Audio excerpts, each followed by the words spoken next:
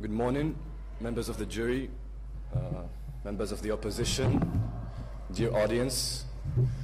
First of all, today I'm proud and delighted because I have the opportunity to discuss a purely economic topic along with fellow economists. I'm also proud as a senior because I have the opportunity to see the future of my beloved branch. I commend your courage and bravery, and I hope you guys will continue, even in the face of adversity and losses. On the other hand, I'm a bit sad too. I'm sad because this debate will be the living proof that studying a subject for 2 additional years actually gives you an edge. And you could consider my intervention to be a simple defense, but I'd advise you guys, members of the opposition, to take it as a lecture where you can understand key economic concepts way ahead of time. In the history of economic thought, one central question drove countless theories and ignited brilliant spirits. To what extent should the state exert influence on an economy? At first, with classical thinkers like Adam Smith, the free market was a divine entity, unregulated and independently perfect. We ought not to soil its utter perfection with the dirty hands of the devilish state. But when we discovered the structural social flaws of the system, we lost faith in the free market. And then we had the emergence of the Antichrist, Karl Marx, who advocated for a popular state that controlled the economy down to its last minute detail and divided the resources in an equal manner. But in his rush to eradicate the bourgeoisie, Karl Marx forgot to take into account human nature and psychology. And every Marxist state to ever exist slowly collapsed into oblivion. And finally, thankfully, we had the advent of the Messiah of economics, John Maynard Keynes. Careful implication of the state, along with a regulated free market. This was the perfect recipe used by the majority of states today. Now you might be asking, why is this guy going on a rant about economic thought and its ins and outs? Well, it's because our system over here is largely Keynesian. And so, logically, I'm able to explain our position using Keynesian theory. And according to Keynes, this implication of the state via direct social assistance will not only improve the precarious situation of thousands of Moroccans, but on the macroeconomic scale, this aid will drive up the purchasing power of the whole of the Moroccan base, the Moroccan customer base. And then, thanks to this up in purchasing power, national demand will increase, and national demand increasing means economic growth. Some people might argue that if there is higher demand, there will be higher inflation rates and higher prices. But if we look at the data, inflation rates have been steadily decreasing so far in Morocco and in the world, which means that even if we took into account the inflationary impact of this direct social aid, the inflation rates will stay below a healthy threshold of 5%. Ladies and gentlemen, irrefutable historical proof stands by our side. And this whole idea of Keynesian theory has been the most precise tool to analyze public policy and economic policy. So unless you pretend that your understanding of economics far surpasses that of John Maynard Keynes, this policy is safe and sound. Thank you.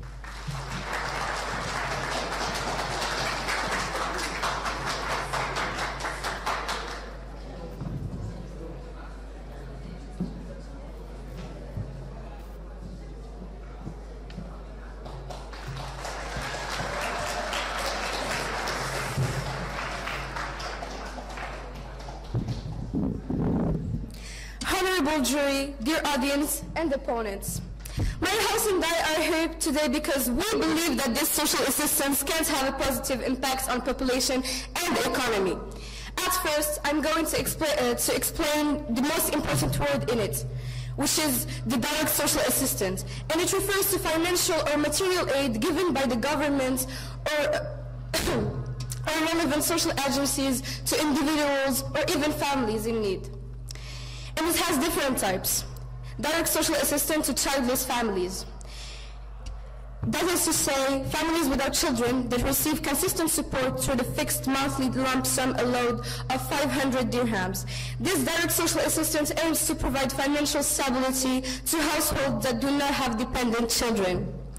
Then we'll have direct social assistance to families with children under 21. Families with children under the age of 21 benefit from an allowance designed to support each child from birth until they reach 21. This assistance recognizes the financial responsibilities associated with raising children and aims to contribute to their well-being and development. Birth allowances for first and second births. To support growing families, birth allowance are granted for the first and second births. The amount allocated for the first birth is 2,000 dirhams, while the second birth receives a birth allowance of 1,000 dirhams. I'm sorry, but I have to inform you that the authority tries so hard to manipulate us, so we could only look at the better side of welfare programs.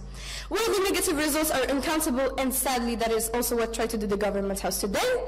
How do they choose who is going to the benefits from this social assistance? It is all about the social register, and typically refers to a list of individuals eligible for or receiving social assistance or welfare programs.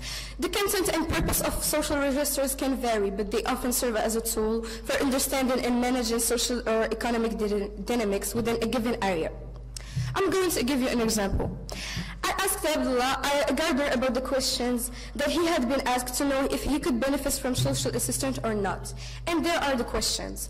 Are you currently earning below a certain income threshold? Do you have dependents such as children or elderly family members in your household? Are you currently employed, unemployed, or facing challenges in securing stable employment? Do you have school-age children with educational expenses? Are you facing significant healthcare expenses or challenges in accessing necessary medical services? And the list is long. And he also said that the simple fact of having a phone will reduce his chances of relapse. The advantages of social assistance, do you think that is fair? I really don't know. Yes? If you don't agree with the conditions of the welfare, what conditions do you think are precise and necessary? What is necessary is to give to each family what this family actually needs. Not an allowance that can vary from 500 to 1,000 dirhams. It's not enough for every family. Do you all think this is fair? Do you all think 500 dirhams will be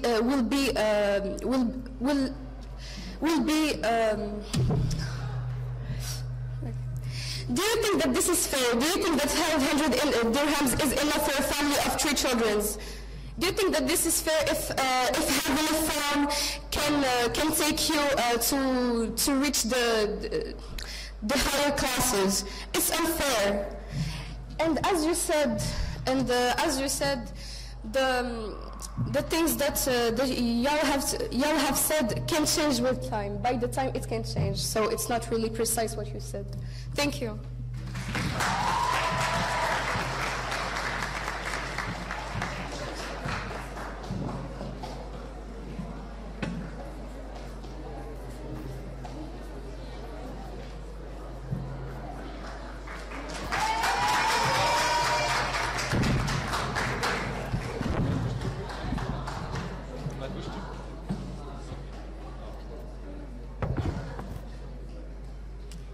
Miss, I really don't know what you think we should do. Do you want us to just let those families just live with nothing? 500 dirhams is at least something, and something is always better than nothing. How can one be against his own country, against its development, its success, to the point of self-harm? How can one be so inhumane and heartless? It's a stark contradiction to the very essence of patriotism and national pride.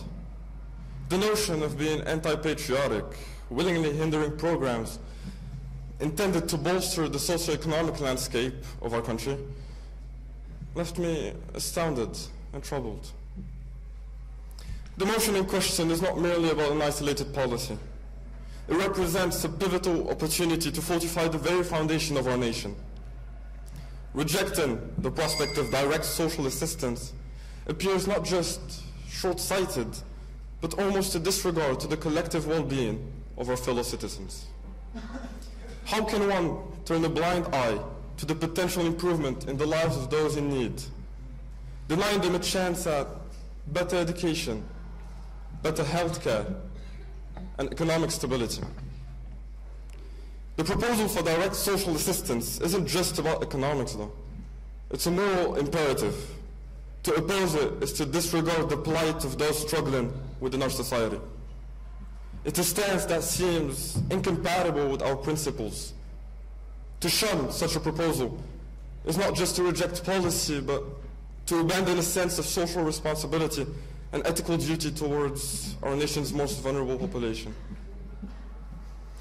Social assistance programs wield a multidimensional impact, as evidenced by a plethora of statistical analysis. These initiatives exhibit a clear correlation between their implementation and significant socioeconomic benefits. Data showcases that such programs lead to a notable decline in poverty rates, with every 1% increase in coverage correlating to a 1.5% reduction in the poverty headcount ratio. Moreover, these programs contribute to improved health care. Yes, please. Poverty reduction, you talked about it. If we give this social assistance, there will be a rise of prices, so it will improve poverty, not the opposite. Sorry, could you repeat that? If we give this social assistance, there will be a rise of prices, so it will improve poverty, not the opposite. Apparently you already answered. Okay. But to answer your question, these are statistical analysis. These are from reliable sources, and let me choose to believe this, didn't you? I was saying, social assistance measures stimulate labor market participation, resulting in a 0.5% decrease in unemployment rates for every 1% rise in program enrollment. Additionally, these programs act as economic stimulants, with every dollar invested generating a $1.50 to $2 boost to local economies, evidencing their role not just in reducing poverty rates, but also in fostering economic growth and stability. Thank you.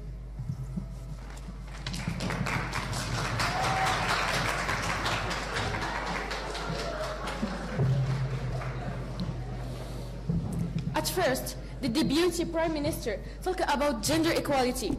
But sadly, equality is something that was, is, and will be with us forever, and we can't change it. Ladies and gentlemen, good morning.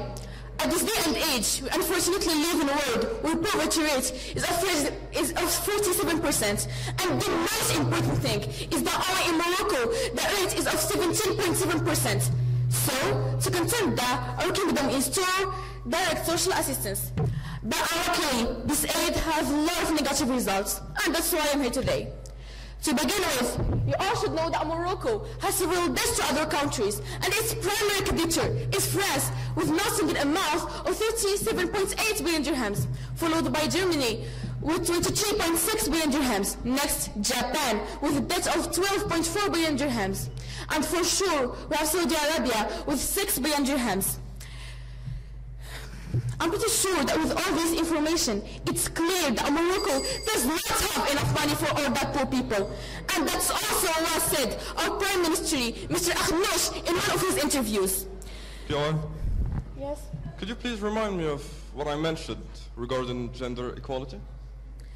When you talked about poverty, at first, you talked about... Second in line, we have to consider that the infrastructure in Morocco is in a really bad condition. So, instead of giving countries money to a person who will possibly use it in the bad way, our government could invest this money to develop our national foundation. And by doing that, they will also propose several working opportunities to jobless individuals. To continue in this unoccupied atmosphere, I will talk about the fact that giving someone a monthly salary that can go from 500 to 2,000 dirhams or more, depending on the number of children, will change him on a lazy and inactive person. You might say no, and I respect that. But dear audience, I have only one question. Imagine you live in home and someone come each month to give you 1,000 dirhams. Would you say, no, I don't want your money, or just accept it? Oh, I have the answer. The majority of you are going to accept, and some are going to decline. What I'm trying to explain is that the spectators are minimalist view of our society, and love them won't work, and it will become useless for Morocco. Not only that, but also when discussing the negative impact of social assistance, one key concern is the risk of fostering dependency. If people become overly reliant to social assistance, they might become less motivated to actively participate in workforce or pursue educational and skill development opportunities. This can lead to a stagnation of individual growth and hinder the overall progress of society. Moreover, a prolonged dependence on social assistance can create a mindset of entitlement, where individuals expect continuous support without making efforts to improve their situations. This attitude can contribute to a sense of complacency, hindering the development of self-driven and resilient community. And as Bohuk said, it's this dependency that became and is the breeding ground for abuses of power. Thank you.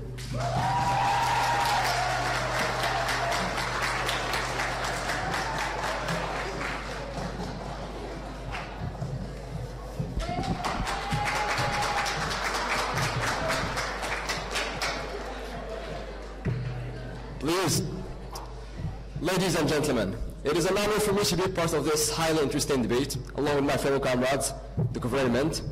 A government that is going to prove today what should have been normally adopted by our ministries since the start of our modern era. Many people believe that the government's direct implementation of social assistance in our beloved country won't have a positive impact on both the population and the economy. Although there are overwhelming and countless proofs, these primitive people are clinging for their old and boring states of mind. The audience, imagine a world where no one lives behind the shadow of poverty. That's the power of social assistance programs. They are the helping hand, lifting people out of the mud, lifting people out of their financial hardships. These programs aren't just about money.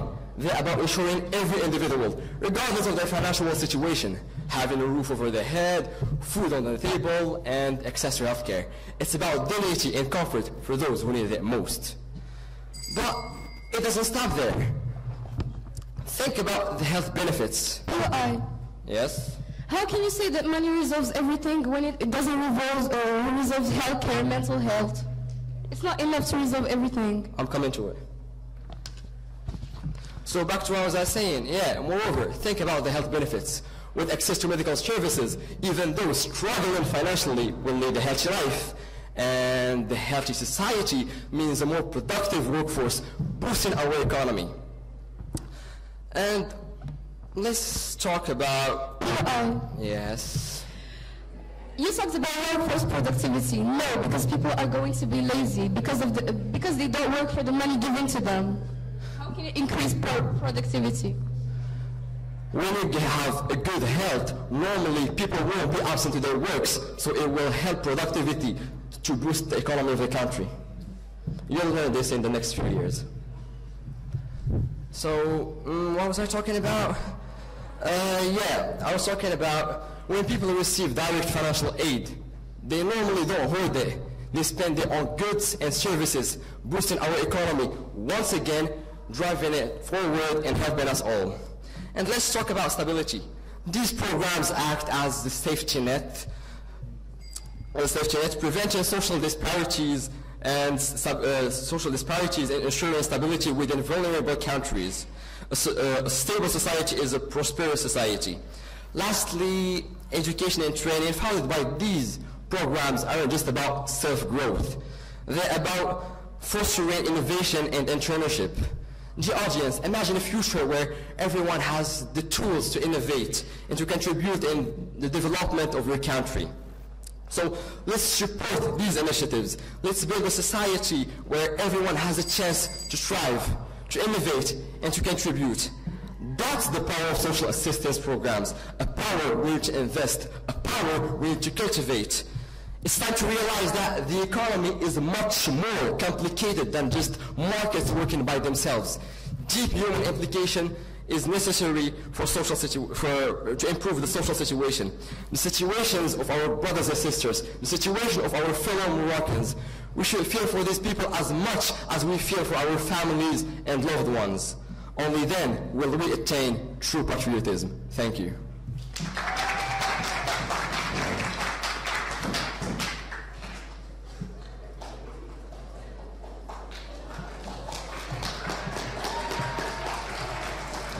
Ladies and gentlemen, good morning. Let me define the social classes in Morocco. First of all, the high class in Morocco generally includes individuals or households with substantial financial resources, often characterized by significant wealth, property ownership, and access to luxury goods and services. Members of the high class may include successful business leaders and professionals with high incomes. Their lifestyles tend to reflect a level of affluence, allowing for upscale housing, exclusive education, and participation in elite social circles. Keep in mind that classification like a high class can be subjective and may vary based on individual perspectives and social norms. Second, the middle class. The middle class is positively correlated to the economy development. The study notes that in the 48% of the total employees, 61% will belong to the middle class, mostly work in the secondary sector, beside 43.7% of inactive persons composed of housewives, students, retirees, and elderly and infirm and others, and 8.2% unemployed. Regarding the unemployed, the middle class is more affected than the other social classes. It represents 14.6% of its individuals, mostly graduates, 31.7%, while 10.9% of the modest and 10.4% of the affluent classes are concerned. Thank you.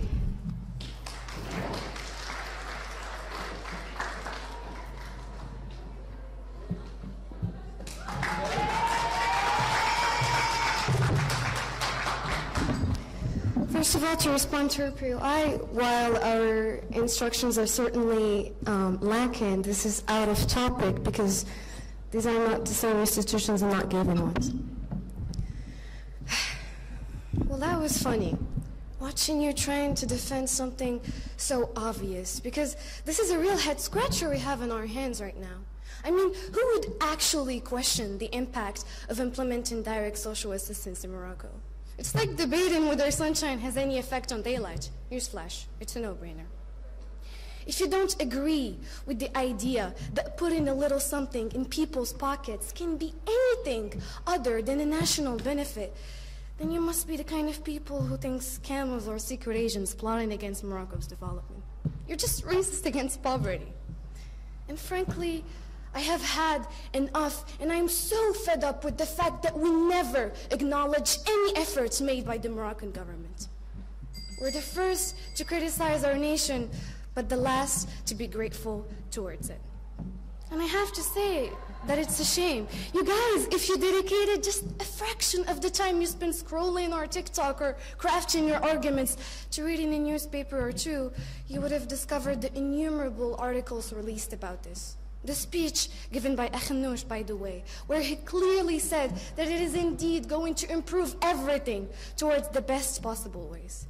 He said, I quote, "This project will have several positive repercussions, including the improvement of social and human development indicators, the reduction of poverty and precariousness rates, the contribution of consecrating solidarity between generations, and the alleviation of family financial burdens with elderly dependents." Yes, taken? We are not against poverty. We are talking about the fact that they are going to use it in the bad way by buying drugs, for example, and doing a lot of crime because they don't know the value of money because they didn't work for it. How could a direct social assistance be used in a bad way? If you think about it, you could have the answer to yourself. I have a question for you. Do you seriously question the impact or the success of a project initiated by His Majesty's responsibility? Don't worry, there's no cops around. A project backed by the royal court is undoubtedly meticulously vetted, ensuring its efficacy and positive impact on our population. So, it's high time, dear opponents, to exchange your blindfolds for a newspaper subscription. Trust me, reality has a way of sneaking into the headlines. And please, spare me the whole speech about the fact that we're not able to support the financially blah, blah, blah, and the infinite sort of blah. I mean, who needs a critical analysis when the Moroccan government is involved? Clearly, the mere suggestion that there could be any downsides to this benevolent act is just preposterous. I'm sure the government has already thought about the potential impact on financial sustainability, dependency concerns, inefficiencies, or market distortions. So, don't bother. I love how some just keep complaining about the non-comparation of the government. But now that they have, some, somehow, also found how to complain about it. Crazy, isn't it? Isn't it just a sign of a deeply ungrateful mentality? Why bother with such trivial matters when the government is here to rescue us from this issue? Thank you.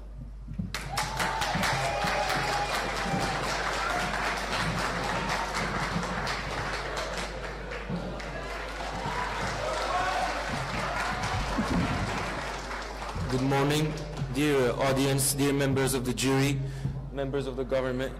The government's implementation of direct social assistance in Morocco, while well-intentioned, raises concerns about its possible long-term impact on both the population and the economy.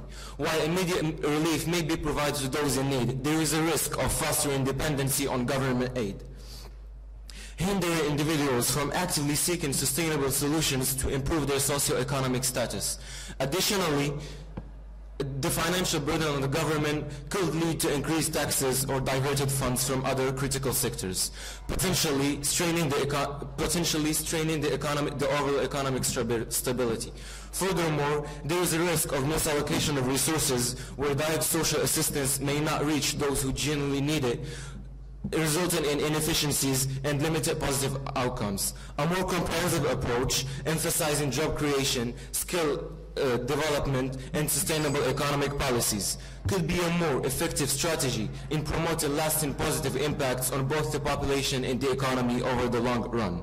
The implementation of direct social assistance may inadvertently create disincentives for individuals to actively engage in the workforce or pursue educational opportunities, as they find the financial support as an easier alternative. This potential reduction in productivity could hinder the country's overall economic growth by limiting the pool of skilled workers and entrepreneurs. Additionally, there is a risk of creating a culture of entitlement where citizens come to rely heavily on the government without actively contributing to the nation's development. A more sustainable approach would be investing in education and creating an environment that suggests self-reliance, entrepreneurship, and long-term economic empowerment. By fostering these elements, Morocco could build a resilient and self-sufficient society, ultimately benefiting both the population and the economy over the long term. Thank you.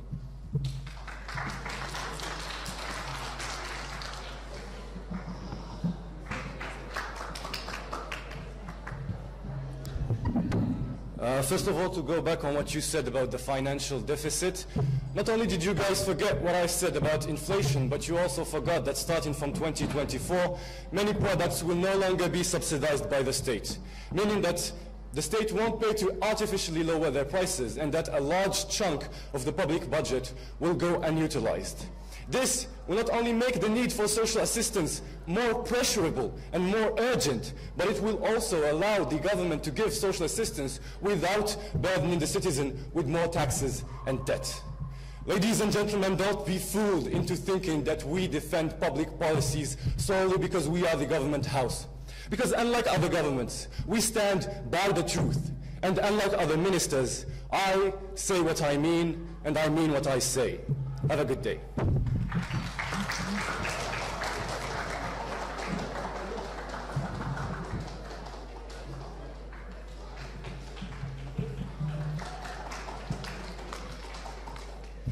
The World Bank often plays a role in supporting in financial social assistance programs in various countries, including Morocco.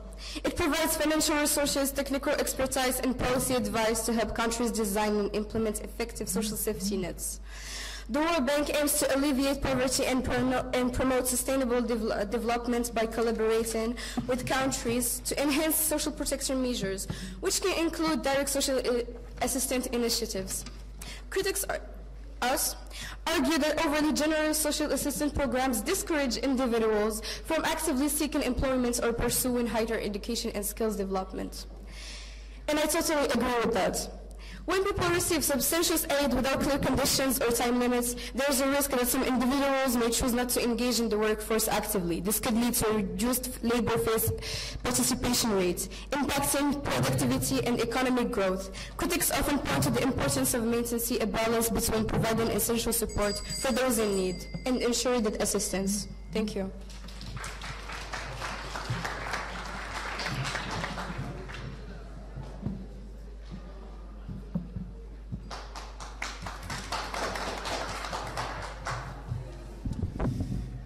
It is not rocket science.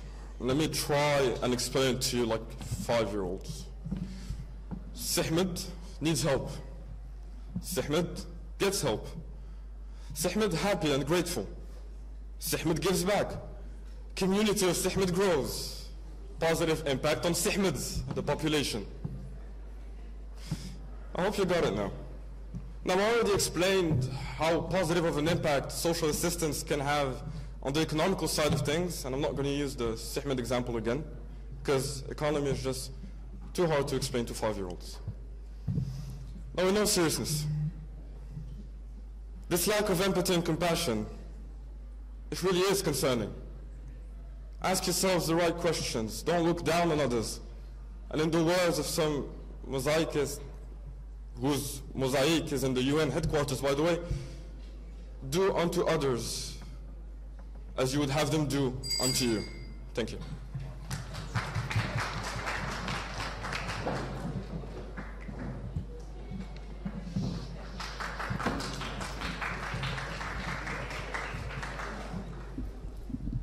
To answer the question of government whip, they are going to use it on the bad way because they don't know its value, and it's even more obvious when we look at the crime rate in Morocco, which is 19.8%.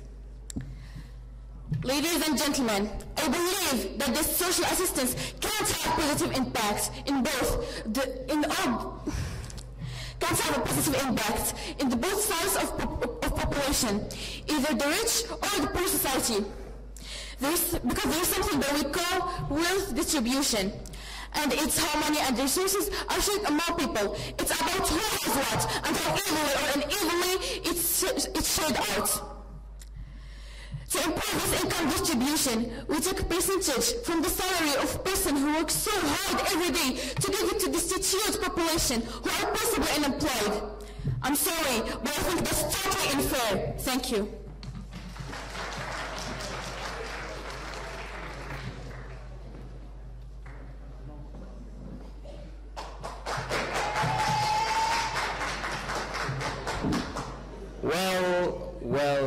Well. I actually got one question for you. Aren't you ashamed? No, seriously. You're going against the logic. You're sailing against the wind.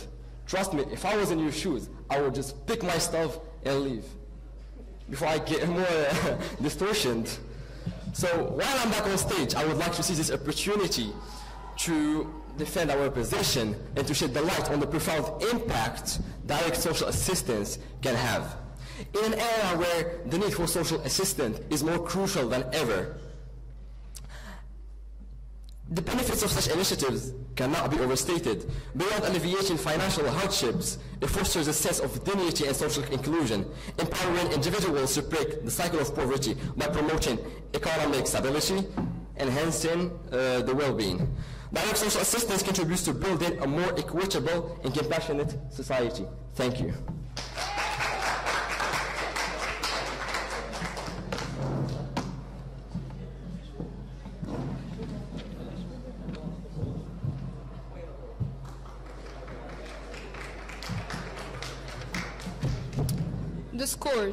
Discourse. The scourge predominates, especially in small urban areas, 24% and very existent. In the rural locations, 2.8%, although it has slightly decreased in 2007. Compared to 2001, from 14.8% to 14.1%. The decline of employment rate was coordinated to the levels of education, such as the unemployment rates for no educational level fell from 8.1 to 7.4%, from 27.5 to 23.5 for the middle graduates. And for the higher graduates, it decreased from 37.0% to 31.9%. Thank you.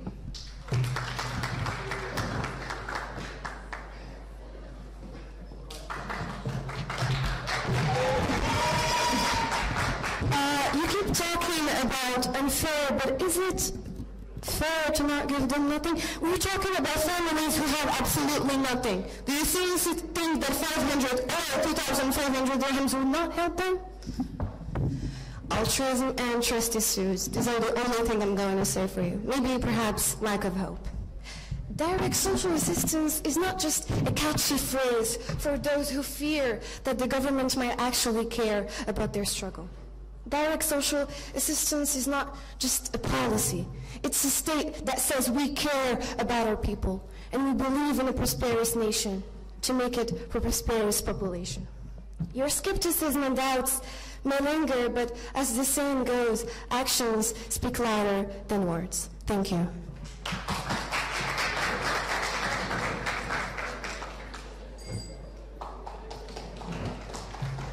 Ladies and gentlemen, here I am defending my position against apparently a very short wind. So, here in front of us, I got the champions of direct social assistance, boldly wielding the economic superhero cape, swooping in to save the day. It's almost as if they believe a government check is a cure-all potion, turning every fiscal war into a fairy tale of prosperity.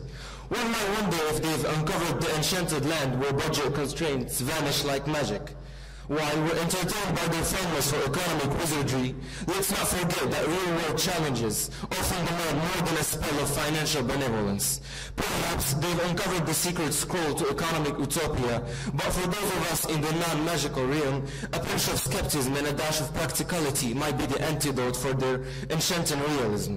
After all, not every financial jargon can be conquered with a wave or budgetary wand. Thank you.